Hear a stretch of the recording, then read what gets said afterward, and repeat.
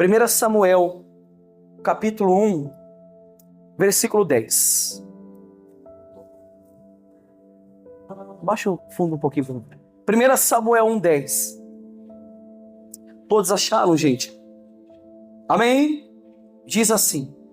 Vamos ler o 9 para você poder entender. Primeiro, Ana roga a Deus que lhe dê um filho.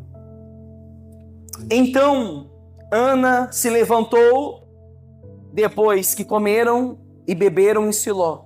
E Eli, o sacerdote, estava sentado numa cadeira junto a um pilar do templo do Senhor.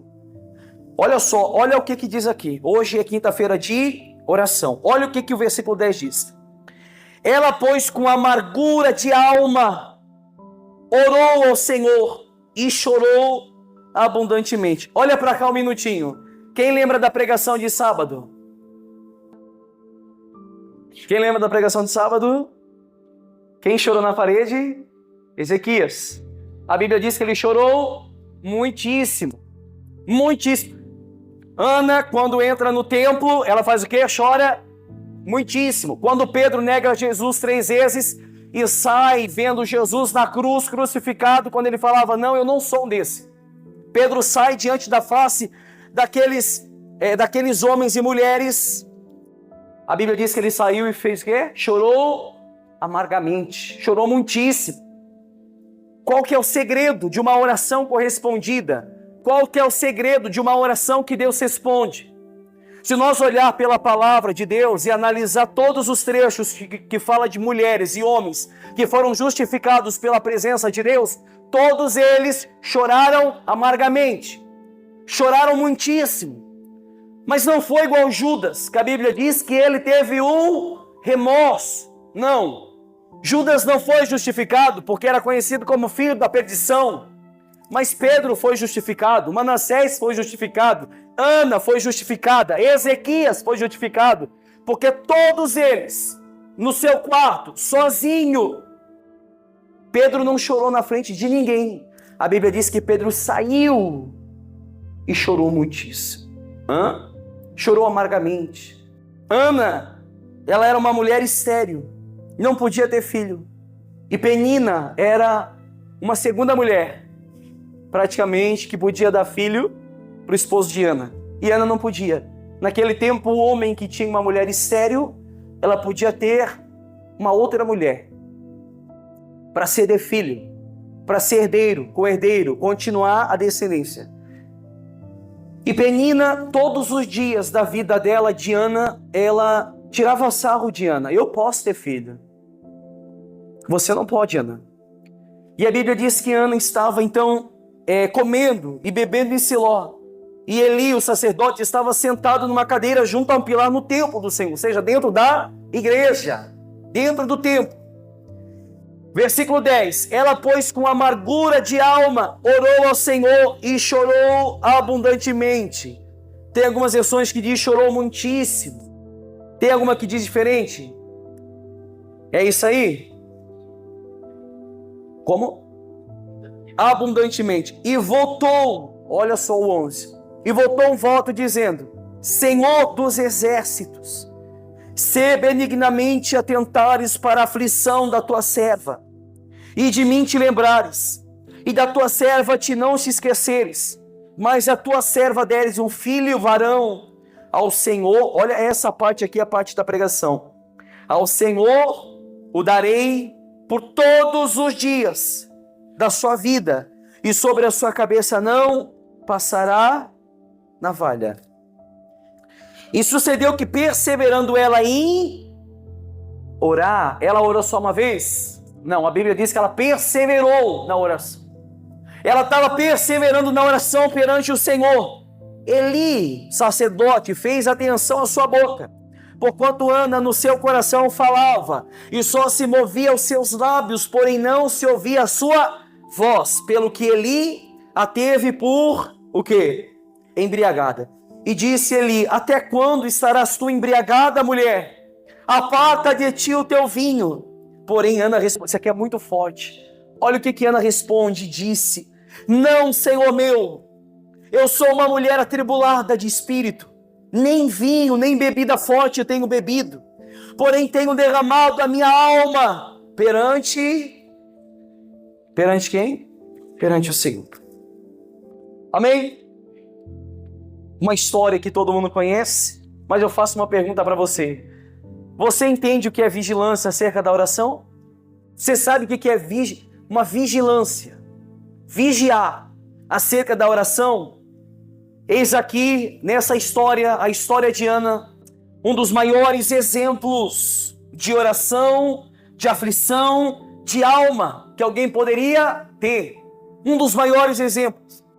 Ana, ela era uma mulher estéril, não podia ter filho, zombada por Penina todos os dias, por não poder dar ao seu marido um filho. Então todos os dias Ana era zombada. O relato diz que após terem comido, após terem bebido, sentado diante de um pilar no templo, eles estavam dentro da igreja. Ana não se permitiu dormir e nem descansar. Talvez muitas das noites ela dormia, mas o coração dela velava, como está escrito em Cantares. Eu dormia, mas o meu coração velava. É alguém que mesmo quando vai dormir, o coração não sossega. A gente sabe que a maior deficiência da igreja de hoje em dia não é obter um templo cheio de pessoas, mas é obter pessoas cheias de Deus. É ter uma igreja cheia de pessoas de Deus. Não precisa ser de número de pessoas, não. A gente sabe que a maior fragilidade da igreja de hoje em dia é poder contar nos dedos, dentro de uma igreja, o quadro de pessoas que realmente são cheias de Deus. Talvez são cheias de informação, são cheias de formalismo, são cheias daquilo que talvez a religião pode colocar sobre ela, campanhas, etc e tal. O que o mundo pode colocar sobre ela, tudo aquilo que a vertente religiosa pode colocar dentro desses pseudos cristãos, que aparentemente são piedosos, mas não carregam um desejo de sair da igreja cheio de Deus. Você pode ver que a maioria das igrejas, a pessoa sai cheia de pedido, papel cheio de pedido, mas não sai cheio de Deus. Sai de lá cheio de folheto, mas não sai cheio de Deus. Sai de lá cheio de envelope de dízimo, mas não sai cheio de Deus. Ou seja, Ana, ela teve noites e dias de extrema aflição de alma. Amém? Se a gente estudar, e eu já preguei aqui, principalmente essa passagem, eu já preguei aqui, falei que sobre a vida de Ana, a gente vai descobrir uma mulher que foi justificada por não precisar pronunciar palavras nenhuma. Pronunciou nenhuma palavra. Ou não foi necessário sair nenhum som da sua garganta, e sim as lágrimas, que falaram muito mais alto do que 1000 palavras. Ou seja, as lágrimas de Ana falaram mais alto do que todos os gritos que ecoavam dentro daquele templo. Nós costumamos dizer que a oração de Ana é a oração silenciosa justificada por Deus. A oração de uma mulher em silêncio que recebeu graça do Senhor. Uma mulher que não precisou pronunciar palavra nenhuma, mas Deus teve misericórdia dela. Uma mulher que através das suas lágrimas e não das suas palavras. A Bíblia diz que o sacerdote olhou para ela e falou assim: mulher, você está embriagada. Você está cheio de mosto, cheio de vinho. Você tem bebido bebida forte. Ela disse: não, meu Senhor, isso é aflição de alma. Praticamente lágrimas de um coração abatido, de uma alma abatida. Ou seja, as lágrimas de Ana falaram muito mais alto do que todas as orações que ecoavam dentro de um templo. Foi justificada, meu Deus do céu. Então a gente conhece a oração silenciosa que foi atendida por Deus. Mas eu não quero focar a mensagem nesse ponto em relação à oração silenciosa, mas sim sobre o voto que Ana fez. Amém? O voto que Ana fez. Diz, porém, que ela fez um voto diante do Senhor. Ela fez um voto no templo, diante do altar. Então o que ela diz no hebraico? Adonai Eloí Sabaoth. Adonai Eloí Sabaó, que interpretado significa ó Senhor, o Deus dos exércitos. Ó Senhor, o Deus dos exércitos. As lágrimas de Ana precederam as suas palavras. Com suas lágrimas, ela esperava convencer a Deus a atender o seu pedido. Com suas lágrimas. E prossegue, ela continua falando: Senhor, se benignamente atentares para a aflição da tua serva, e de mim te lembrares, e da tua serva não te esqueceres, e lhe deres um filho varão, ela diz: ao Senhor o darei todos os dias da tua vida, ou da vida de Samuel, que seria o jovem, o menino que nasceria. Então Ana fala assim: Senhor, sê benigna a respeito da minha pessoa, se compraz da minha alma. Se o Senhor me der um filho varão, um filho homem, esse mesmo filho todos os dias da minha vida eu hei de entregá-lo a ti, Senhor. Eu hei de entregar a ti.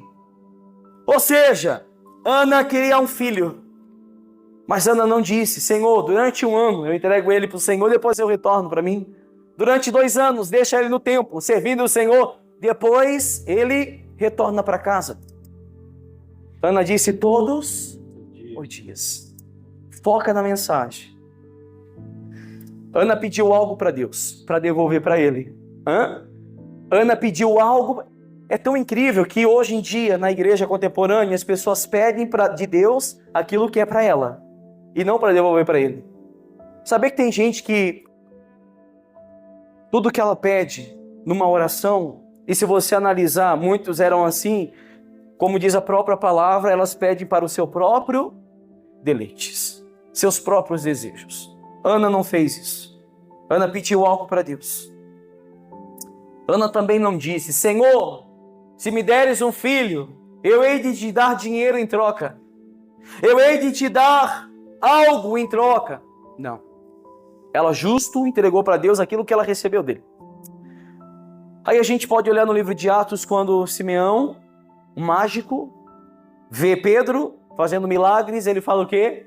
Me dê desse dom, eu também quero. Diga quanto que custa que eu pagarei. Pedro falou para ele: Simeão, o teu dinheiro seja para a tua perdição. O dom de Deus não se compra, é gratuito.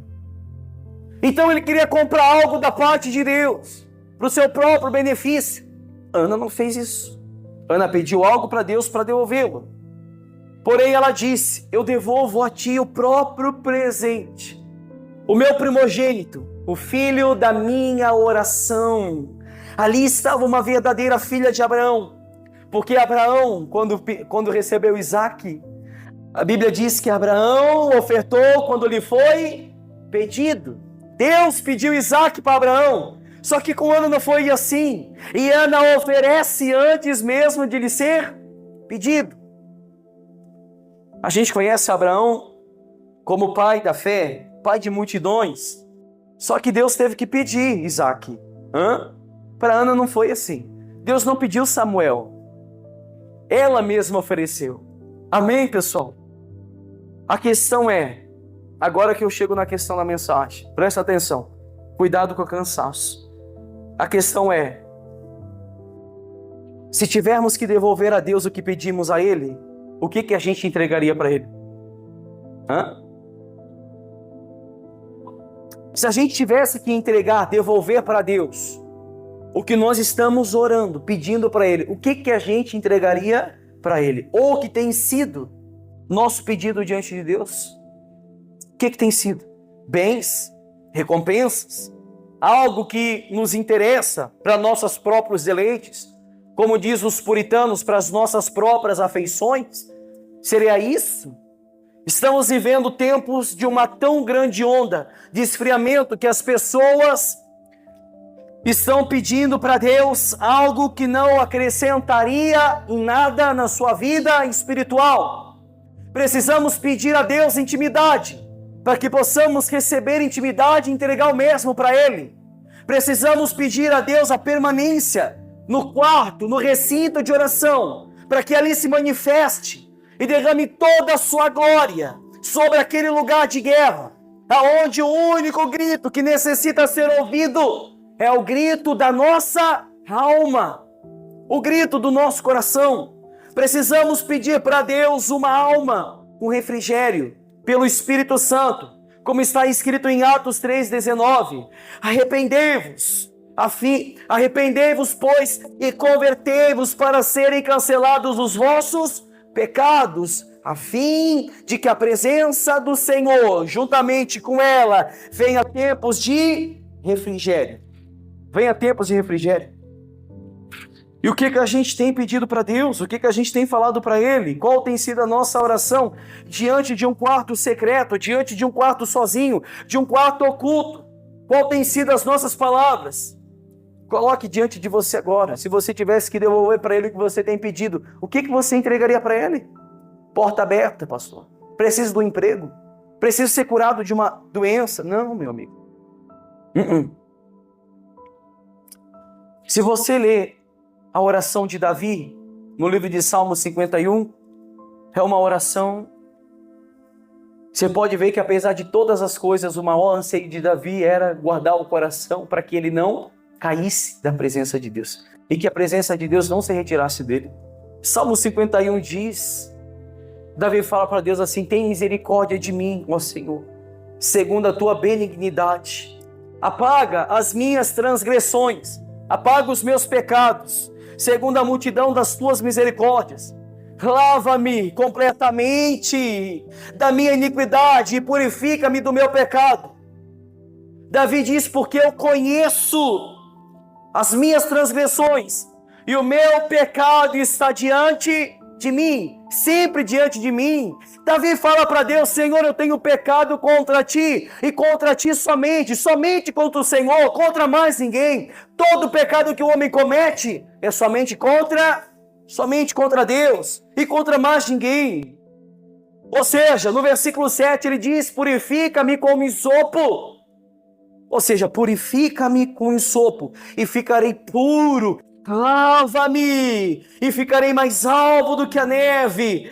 Ou seja, Davi diz no versículo 10: cria em mim, ó Deus, um coração puro e renova em mim um espírito reto. Não me lances fora da tua presença e não retires de mim o teu espírito. Olha o que é uma oração sincera. Olha o que é uma oração que agrada a Deus. Senhor, lava-me, então serei limpo. Purifica-me. Davi diz assim: Senhor, não afasta de mim o teu Espírito. Não retires de mim o teu Espírito Santo. Cria em mim, ó Deus, um coração puro, um coração reto. Renova em mim o Espírito reto. Olha o que é uma oração que agrada a Deus. Amém, pessoal? Essa é a oração que agrada a Deus. Oração de angústia, oração de choro, oração de lamento, oração de desespero, oração de aios, oração que não é mais você. Hoje eu estava vendo uma menina, ela fez um vídeo bacana e ela interpreta o que é uma oração que Deus ouve. Ela faz uma oração assim. Primeiramente ela se coloca de joelho, amém? Está ali de joelho, aí ela começa: ó Deus, és adorado, meu Pai, seja bendito. Eu te rendo glórias, o Senhor é tudo na minha vida. E uma voz, interpretando a voz de Deus, falou assim: tu sabes que não é isso que tu queres falar. Seja sincera comigo. Fala realmente o que você precisa falar. Aí ela cai em choro: realmente, Senhor, eu não aguento mais. Não consigo mais. Me dá força para continuar. Deus, Ele ouve a oração sincera do coração. A oração que, como disse o próprio sacerdote olhando para Ana: você está embriagada. Ela disse: não, meu Senhor, eu estou aflita de espírito, abatida de alma, que muitas das vezes não é falada, mas é sentida. O coração que grita e não a boca que pronuncia. Ou seja, é essa oração que Deus responde. Amém? Guarde essa palavra no seu coração. Eu sei que vocês estão cansados e se eu continuar vai piorar a situação, mas que você possa entender que a única coisa que você tem na sua vida espiritual de mais precioso, além de Cristo, é a sua oração. Nada na vida de um homem, como diz o próprio pregador, nenhum homem é maior do que a sua vida de oração. Nenhum homem. Então é através da oração que o homem é justificado. Só que não são todas as orações que ele faz, é a oração que chama a atenção de Deus. Amém? Vamos ficar de pé. Aplauda Jesus bem forte que ele merece.